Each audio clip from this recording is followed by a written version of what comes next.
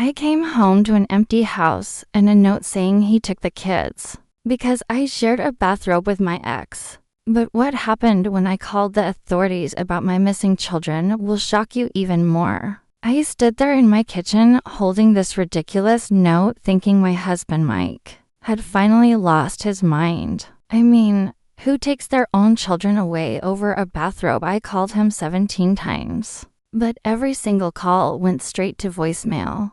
Then I called his mother. Helen, it's Jessica. Where are Mike and the kids? I said when she picked up.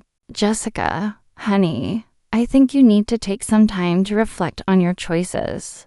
She said in that cold voice I'd never heard before. What choices were you talking about? I practically screamed into the phone. The bathrobe. Jessica. Mrs. Peterson from Jake's building called Mike at work today with photos. Photos. My stomach dropped. Mrs. Peterson. That nosy old witch had been watching me. Helen.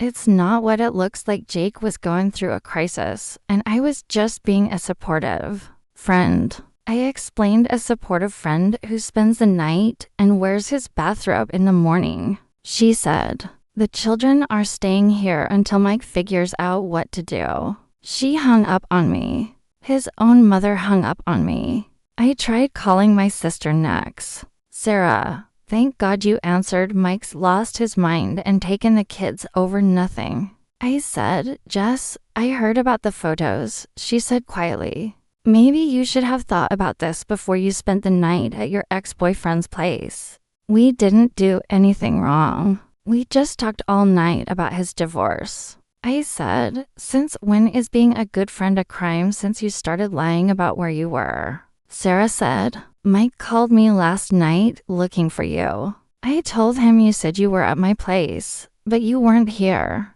Jess. Even my own sister was turning against me.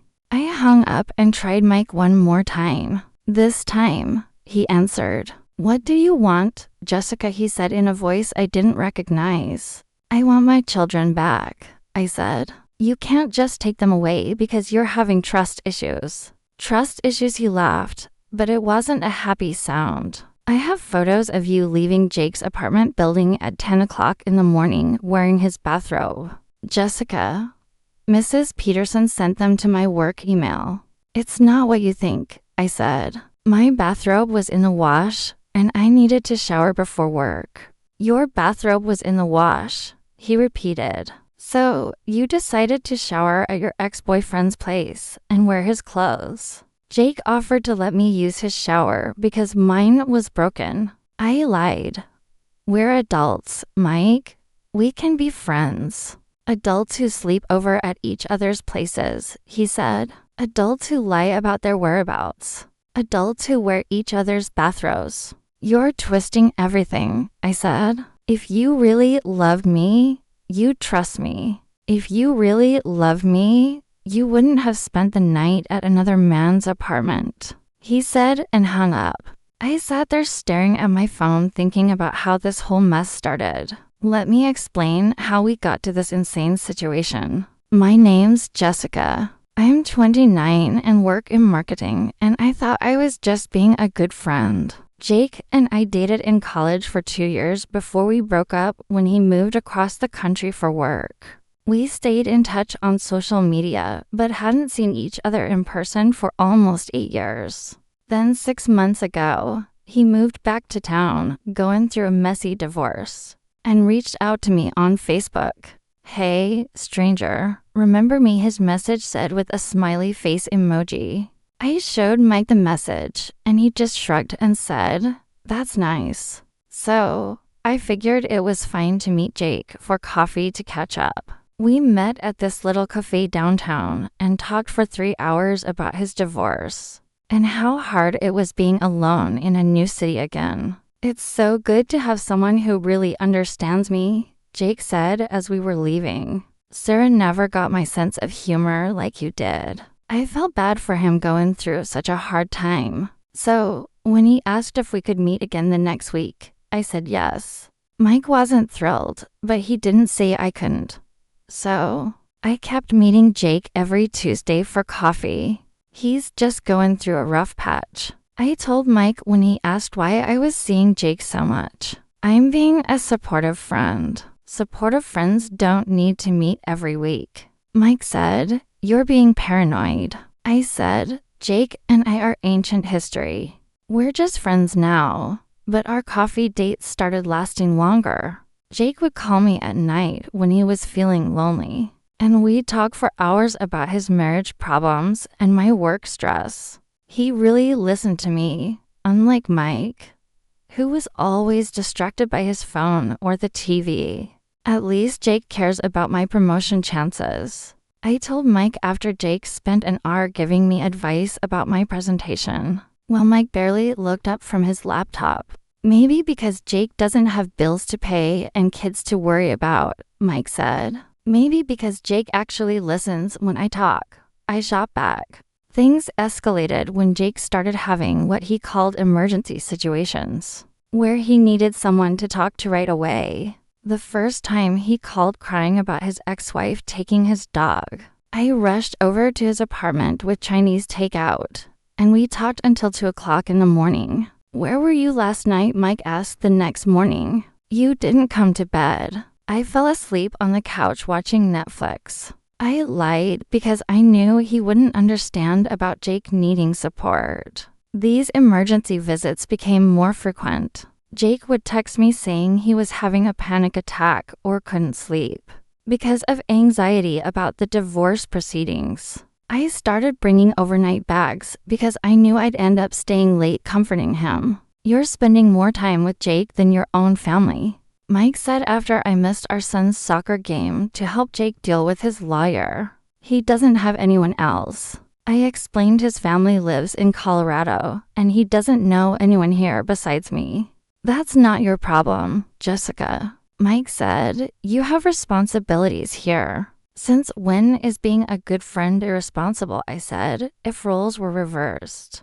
you'd want me to support your friends, too." "If roles were reversed, I wouldn't be having sleepovers with my ex-girlfriend." He said, "They're not sleepovers." I said, "We just talk until we fall asleep on the couch." But Mike was getting more suspicious. He started asking specific questions about where I was and what time I'd be home. When I told him I was going to my sister's house, but went to Jake's instead, he actually called Sarah to check up on me. "Why are you checking up on me?" I asked when he confronted me about the lie. "Why are you lying to me?" He shot back. "Because I knew you'd react exactly like this," I said. "You're being controlling and jealous over nothing." The final straw came last Tuesday when Mike gave me an ultimatum. "This ends now, Jessica," he said. "Either you stop seeing Jake or we're done. You can't give me ultimatums about my friendships." I said, "That's controlling behavior." "Controlling behavior is what you're doing to this family," he said. "Choose." I chose Jake. Not romantically, but I chose to be there for someone who actually needed me instead of giving in to Mike's insecurities. When Jake called Wednesday night having another crisis about his custody hearing, I went over despite Mike's threats. "I can't handle this alone," Jake said when I got to his apartment. "The lawyer says Sarah might get full custody." We talked all night about his fears and his regrets. Around 5 in the morning, I realized I needed to shower and get ready for work, but I'd forgotten to pack clean clothes. "Use my shower," Jake said, "and you can borrow one of my bathrobes until your clothes dry." It seemed perfectly innocent. I showered, put on his navy blue bathrobe, and we kept talking over coffee about his court date next week. I didn't leave until 9:30 because he was finally feeling better, and I wanted to make sure he'd be okay. I had no idea Mrs. Peterson was watching from her window. I had no idea she was taking photos. I definitely had no idea she was sending them to my husband's work email with a note saying, "Thought you should know what your wife is up to." Now here I am 3 days later, and Mike won't return my calls. The kids won't talk to me because his mother told them I was making bad choices. My coworkers are whispering because somehow everyone at the office heard about the photos. Even my best friend Lisa said, maybe I should take some time to think about things. This morning, the divorce papers arrived by courier. Apparently, I'm the villain in the story just because I wore Jake's bathrobe while mine was in the wash. I still don't understand how supporting a friend through his divorce makes me a cheater when we just talked all night. Subscribe if you think some people will never see their own mistakes. Smash that like if you've ever had a friend who was completely clueless about their behavior. And tell me in the comments, would you have taken the kids to or